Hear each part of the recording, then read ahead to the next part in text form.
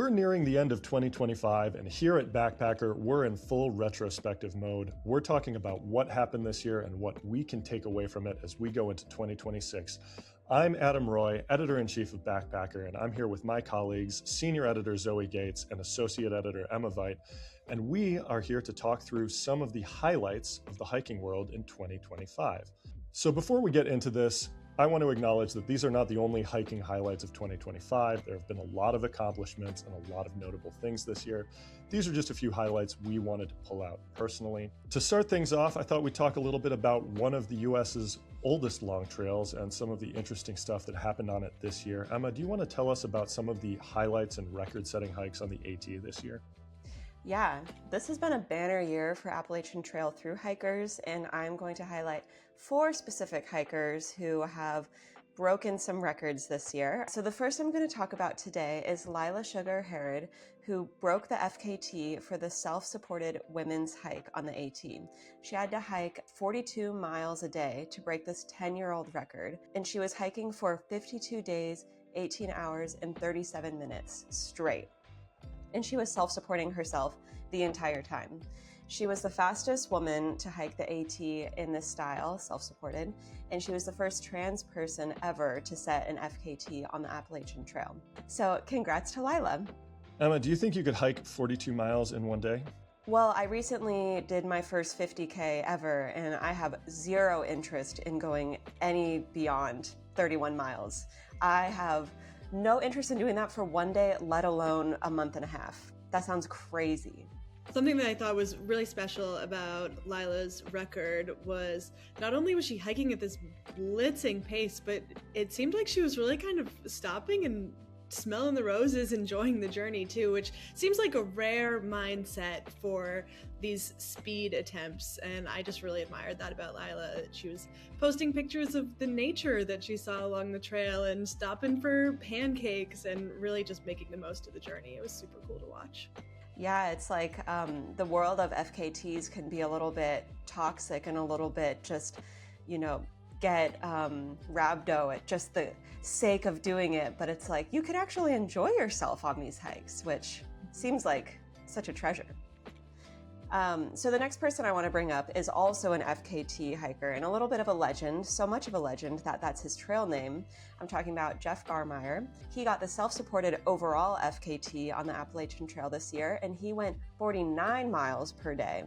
So that's just a little bit faster than Lyla was hiking, but he got his FKT through 45 days, 8 hours, and 37 minutes of hiking straight. And through all of that, he raised $29,000 for the Trevor Project. And this broke the previous FKT record by just 4 hours. So really down to the wire. Good job, legend. So viewers, if you are not familiar with the Trevor Project, this is an organization that does suicide prevention for LGBTQ plus youth. So you know that money is going to a really good cause.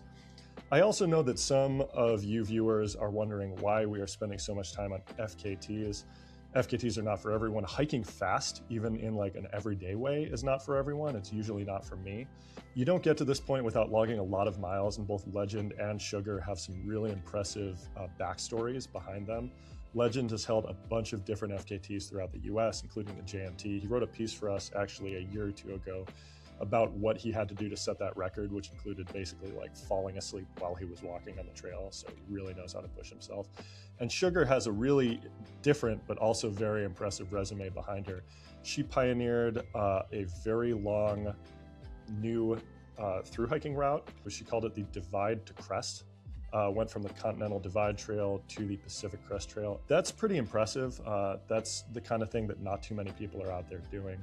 She's also spent a lot of time mentoring trans through hikers, which is a big gap in the community. We talked a little bit about FKTs, but I want to bring up some hikers who are also breaking records for their age. So we have a record in the works with Dale Graybeard Sanders. He's 90 years old and he's working to become the oldest person on record to complete the Appalachian Trail.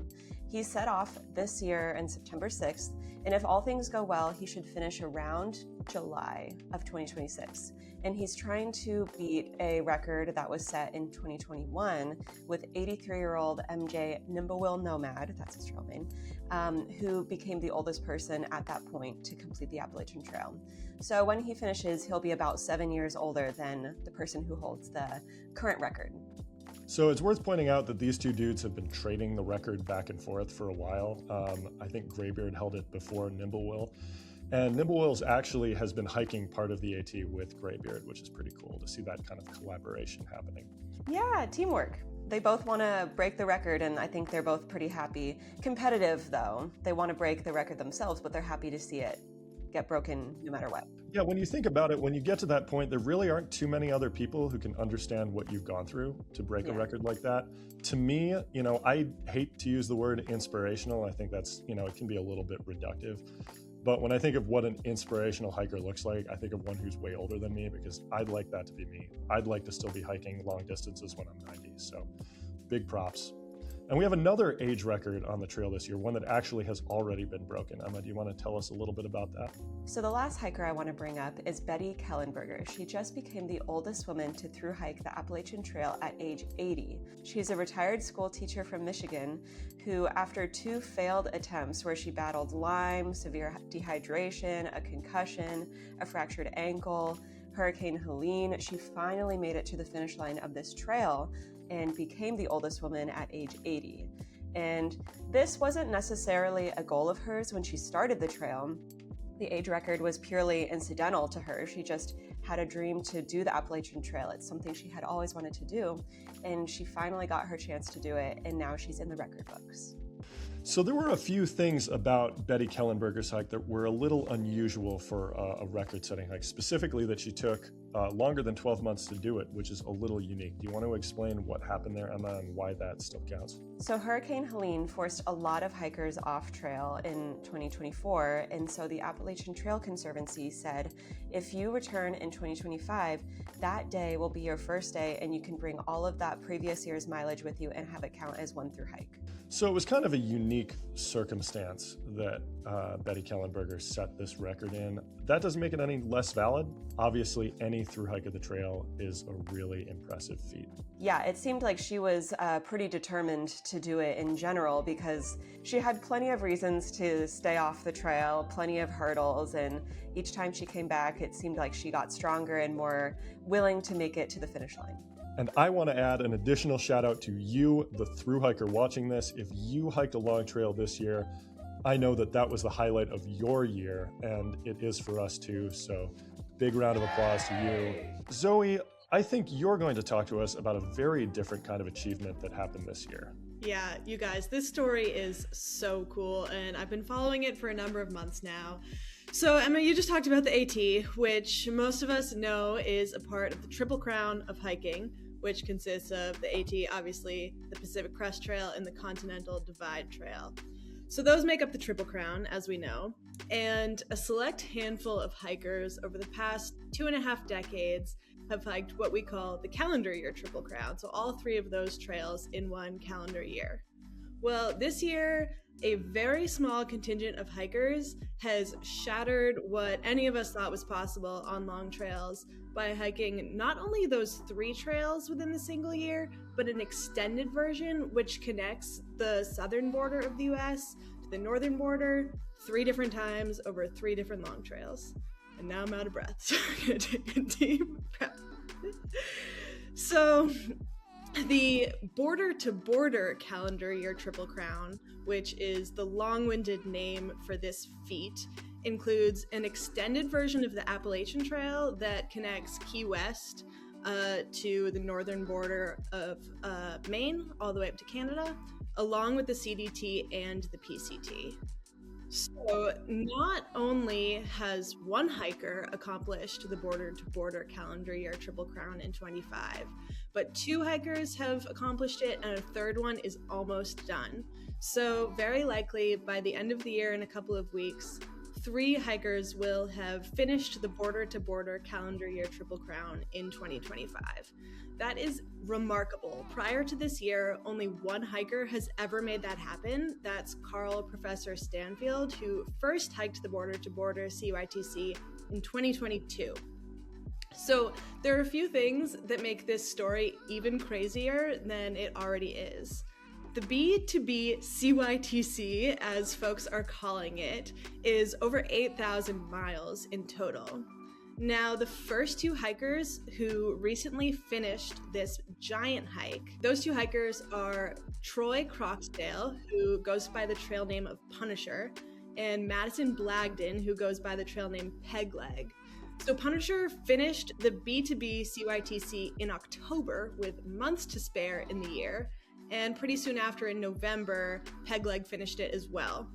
And so instead of heading home and taking a very well-deserved rest, these 2 hikers, they decided to just keep on hiking for the rest of the year. And Croxdale, Punisher, he hit 10,000 miles on the year just a couple of days ago, and he's aiming to hike 10,500 miles by the end of 2025. And Blagden, in addition, she's aiming to become the first female hiker to hike 10,000 miles in a year, and she's almost done. After finishing her border-to-border hike, she hopped back on the trail in Florida, and she's continuing until she hits 10K miles on the year. Now, there's one more hiker who is still on the trail, hoping to finish the border-to-border before the year's end. That is Philip Whitmer. He goes by the trail name Slide. And I know Philip's in Florida right now, cranking out the last section of his giant thru hike, and he's on track to make it. So it's really remarkable that the 2nd, 3rd, and 4th ever hikers to finish this massive accomplishment are all coming in under the wire in 2025. And there's one more thing that I absolutely love about this story. We've talked a little bit about how the world of endurance hiking can be a little bit competitive. We've got these folks out here all kind of gunning for this 10,000 mile record. But each of these 3 hikers have hiked together at some point in their year. Blagden and Croxdale actually started the border-to-border CYTC together on January 1st of this year in Florida. And Blagden and Whitmer are hiking together in Florida right now, and they should finish at the year's end. Each of these 3 hikers finishing the border-to-border Triple Crown on their own this year would be super remarkable. But on top of that, they've showed a lot of camaraderie between the 3 of them, and I just think that's so cool. Well, Zoe, I don't know if this is going to become a more popular feat, but I do know one thing for sure, and that is that if we are going to keep talking about this, we are going to need a better acronym, because we cannot keep saying B2B CYTC. I don't know. We're taking suggestions. Viewers, please send in your ideas. Well, that brings us to what I wanted to talk about. And to start, I want to acknowledge that this was a tough year for public lands, no matter which way you slice it. We saw pretty severe layoffs all throughout the public lands infrastructure in February, courtesy of the Department of Government Efficiency. By some estimates, about 24% of the National Park Service's permanent staff got laid off or otherwise departed. That is a huge amount of people for an agency that's already pretty thinly staffed. And while they did hire some more seasonals, those aren't really equivalent. There's no making that up. And that process was repeated across other public lands agencies, the U.S. Forest Service and the BLM. We also saw some closures at the border for some long trails. I think most of you watching this are probably aware by now that there is a restricted area now at the southern terminus of the Continental Divide Trail. If you're a U.S. citizen, you need to apply for a permit to go there. If you are not a U.S. citizen, it's tougher, maybe impossible, depending on who you are, to get there. On the PCT, hikers are now banned from crossing the border going northward into Canada. So if you're hiking that way, you need to turn around at the border and hike back. So where I'm going with this was that it was a tough year for public lands, but there were some high points. And one thing that is worth celebrating was the defeat of the proposed public land sell-off in Congress. This happened in June when Senator Mike Lee from Utah proposed selling off about 2 million acres of public land in order to offset tax cuts proposed in the president's budget bill. That may not sound like a lot compared to the overall holdings of the federal government throughout the US. However, I think one thing we all know as hikers is that the loss of a very small parcel of public land can make a big difference to you if that's near you, if that's a favorite local hike, if that's an area you would go to recreate. It can be a bigger deal than people think. So the reaction of the outdoor community to this was surprisingly unified, from hikers to bikers to anglers to hunters. Everyone seemed to be against this. There was a big grassroots movement against the sell-off of this public land. And members of Congress followed suit here. We saw a bipartisan effort to strip this sell-off from the final budget bill. And finally, that sell-off ended up being taken out of the final bill. So I know I'm not exactly coming at this from an unbiased standpoint because I am Backpacker's editor. I am somebody who believes that hiking and outdoor recreation is really, really important. But I think the defeat of this is unambiguously good. Besides the fact that some of these public lands undoubtedly would have stripped away access to areas that people in local communities found really useful, I think this is one place where I do actually believe in the slippery slope argument, which is that once we start selling off public land, where do we stop? Are we going to start selling off, important wilderness, important habitat, parcels that contain trails or access to trails? So I think this is one thing worth celebrating, that we held onto that public land. So Adam, does this mean that that proposal is totally dead, or is there a possibility that it will come back in the future? Zoe, I don't want to predict the future, but Mike Lee has said that he's going to keep pursuing this. It's an issue that he has chased for a long time, so it is quite possible that the idea of selling off public lands is going to come forward in future sessions of Congress. I think it's also worth pointing out that there are other changes that have happened to public lands this year, short of selling them. About 88 million acres of public lands have lost protections, including protections against oil and gas drilling, mining, and so on, water quality over the past year. So those do have an effect on a hiker's experience as well, and on the experiences of people living near these areas. Well, Adam, like you said, the outdoor community made their feelings clear on public land sell-off once, and we know that hikers' voices really do have an impact. So we're going to keep following this story, and it's a good reminder for all of us to, show up and speak up when the time comes. So those were some of the stories that we remember from 2025, but we want to hear what was important to you. Show up and tell us on Facebook, Instagram, or on our activity feed at backpacker.com. We're going to keep following the stories that are important to hikers in 2026. Until then, happy holidays and happy New Year.